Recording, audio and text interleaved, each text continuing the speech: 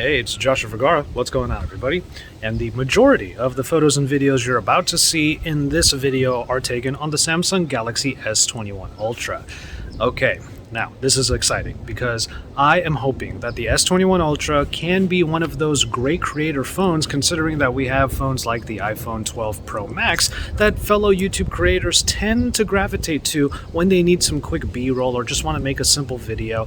But of course, one of the main things that I'm really excited about is the 4K video capture. Samsung has been able to do that on their front-facing cameras for some of their flagships, the last few I think, and it's always really appreciated. And in case you haven't noticed, the sun is right there. I should be hella backlit right now, but from what I can see on the viewfinder on the screen, obviously, as I'm recording this front-facing video, the HDR is doing a pretty good job, even while I am recording. So, yeah.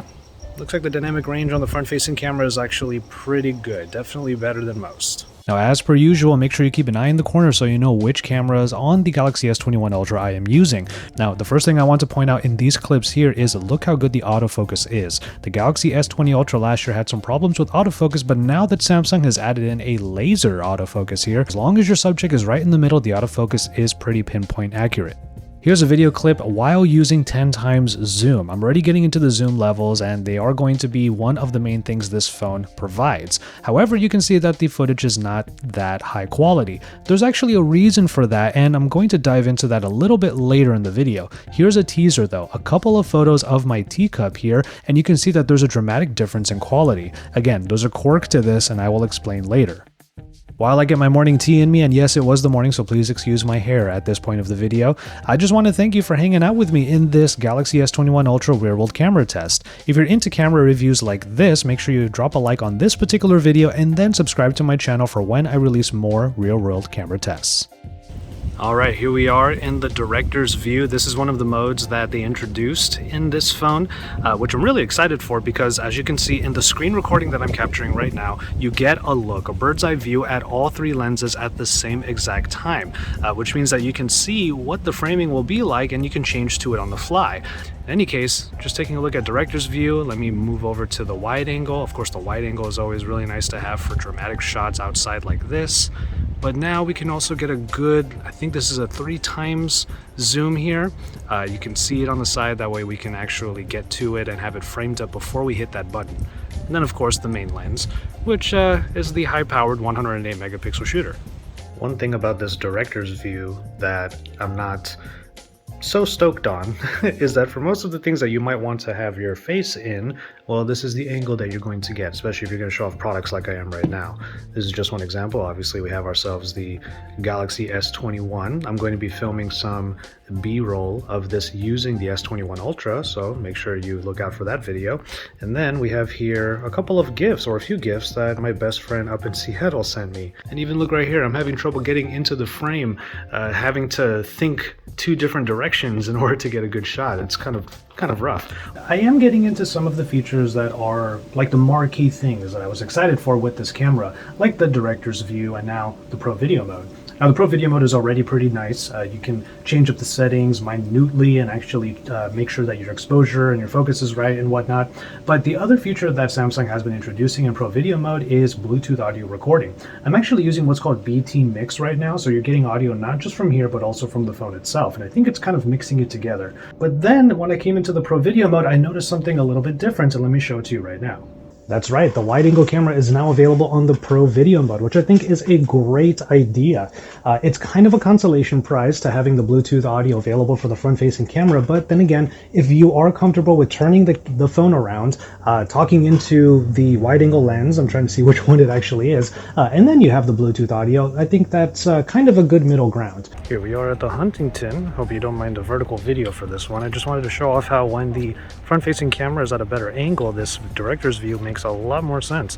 So let's do this, hit up the wide, there you go. Put a little commentary in with my entrance to the Huntington. Haven't been here in a little while.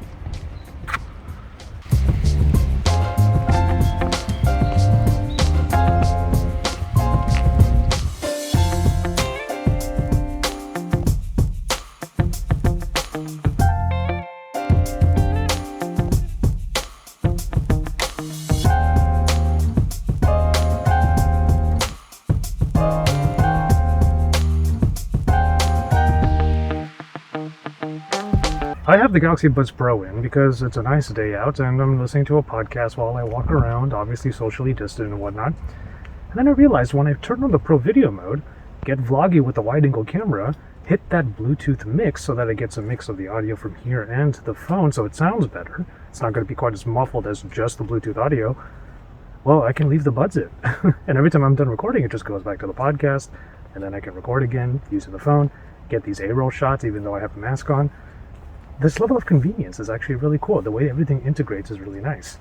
I'm honestly really impressed with the zoom levels on here. I still don't think you should go anywhere further than 10 times zoom because it's going to be all digital at that point.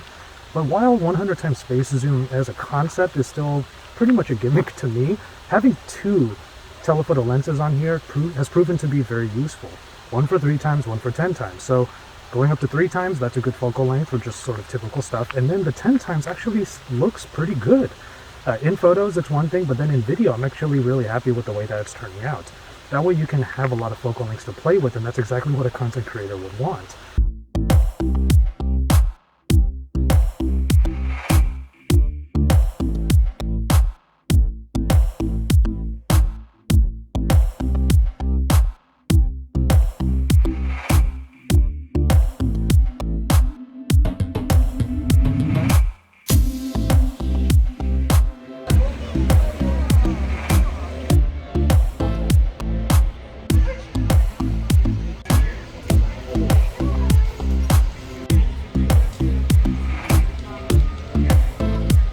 I'm just throwing in a little portrait video here as I rest up.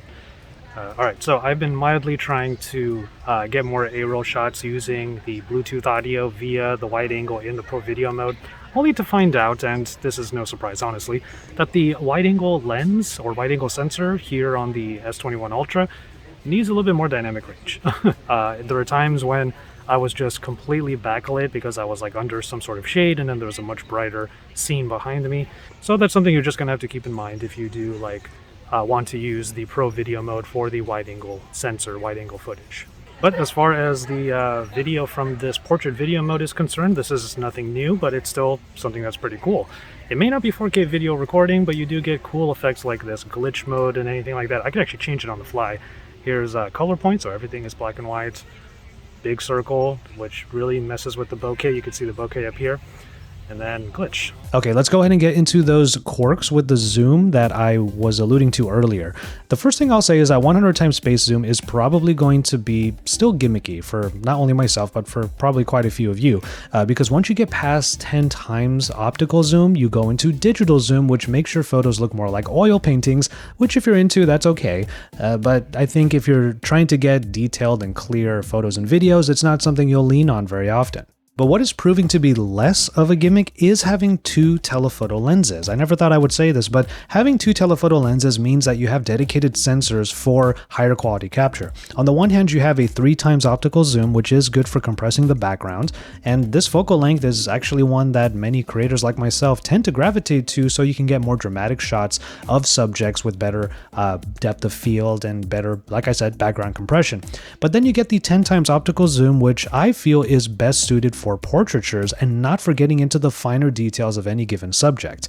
This is something I've seen in the past where the zoom is better suited for when you get farther back and then you take a photo of a product or a person. I wish I did have someone like Issa here to really demonstrate this, but what I can do here is I can show you a couple of photos from the tea that I drank earlier in the morning.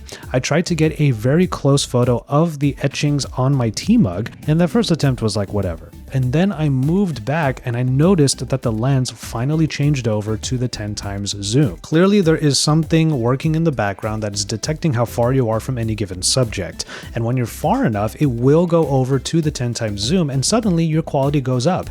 And that made me realize that if you are close up on a subject and you happen to be able to get an in-focus shot, it's going to look a little off because it's actually digitally zooming into the 3 times optical sensor. And that's going to be something that you might want to keep in mind if you're looking to use the zoom levels a lot on this phone. Of course, getting past the 10 times zoom means that you're going to digitally crop in, but it's also digitally cropping into the 3 times zoom unless you make that 10 times sensor get triggered. Again, if you want to get really close to any parts of a subject, you should go over to the wide-angle lens and then start getting closer. In the photo mode, once you get close enough, it will trigger a macro mode, but this is also happening in video. So if you turn on the wide-angle lens in the video mode, you just get really close, the autofocus will make it so that it is very clear even when you're really up on it. One last thing regarding the zooms, there is stabilization included here, which is a godsend when you go past the 10 times level. When you go past that, there's a window that pops up in the corner that shows you your current frame and how far zoomed in you are. If you hold the camera steady, it will lock at that moment. There is a little bit of cropping going on here in order to achieve it, but this is the same type of digital stabilization you might end up seeing on even mirrorless cameras. But just like with the macro capabilities, this stuff is available in video as well. There's just no real indicator in the viewfinder to make it clear to you it's occurring. So what you do is you can get to 10 times or beyond with that zoom. And in this case, I was zooming into these ducks in the pond. And once I held steady for just a little bit, suddenly you can see that the stabilization kicked in. It's really great to see that these features are available in video, even if it's not making some big fanfare about the fact that it's occurring. It was honestly one of those nice surprises when I was shooting video, so if you are going to go 10 times or possibly beyond, rest assured that the stabilization will kick in even if you are doing video.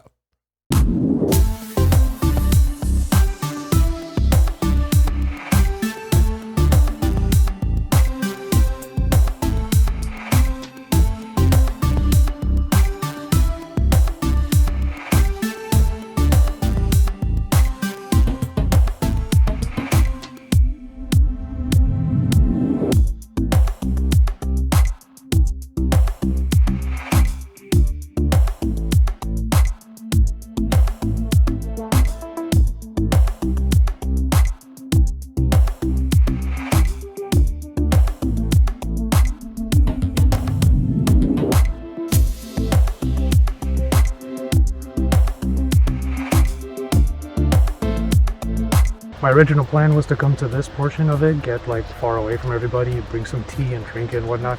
But as I kind of predicted, the battery life is actually down to single digits right now. That's what I get for kind of using this as like a super power user and whatnot. I am getting over 4 hours of screen on time, but to be fair, more than half of that has been spent on the camera in particular, so I've really been putting this phone through its paces. Obviously, I have to get back home and take a look at all of the footage on a computer, the pictures and videos, and really assess how this phone performed. But I will tell you this, hot take before I get to the outro of this video, I was able to get certain types of footage, certain types of pictures on this phone, given its zoom levels and all the different features that are baked in. These are things I would not have been able to get with most other smartphones. That's a big deal. And so there you have it, a look at the cameras of the Galaxy S21 Ultra in this real-world camera test. Let me know what you think of the quality that you saw and all of the features that I showed off in the comment sections down below. Now, I stuck with the features that I was really jazzed about that are new in this phone, but I also tried to just show off the things that were practical for the context of what I was providing here, which was basically a vlog of my day at the Huntington Gardens. It's for that reason that you're not seeing too many like night shots or anything like that, but for a vlogger like myself, things like the Pro Video mode, the Bluetooth audio capture, and the director's view are all things that I would actually try to use very actively in order to get some nice, let's say, vlogs or just videos in general. My biggest takeaway so far with the Galaxy S21 Ultra's cameras is that I could actually use it as a B-roll camera, the same way that I would with like an iPhone 12 Pro Max. And that is something I feel is a big endorsement for this phone. Just a little bit of due diligence is required in those exposure sliders and exposure compensation to make sure that these cameras, which do tend to come in pretty hot, get dialed back just a bit so that it's not overexposed. But with all of that said, I'm going to go ahead and call it on this one. Thank you so much for watching and for hanging out with me in this real-world camera test. Look forward to my complaints and takeaways reviews of the Galaxy S21 Ultra and the Galaxy S21. Those are coming soon, so you're going to want to subscribe to my channel if you haven't already so you can keep up with when those pieces come out. With all that said, though, again, I'll call it on this one. Thank you once again. Please take care of yourselves and each other, and enjoy your tea, everybody.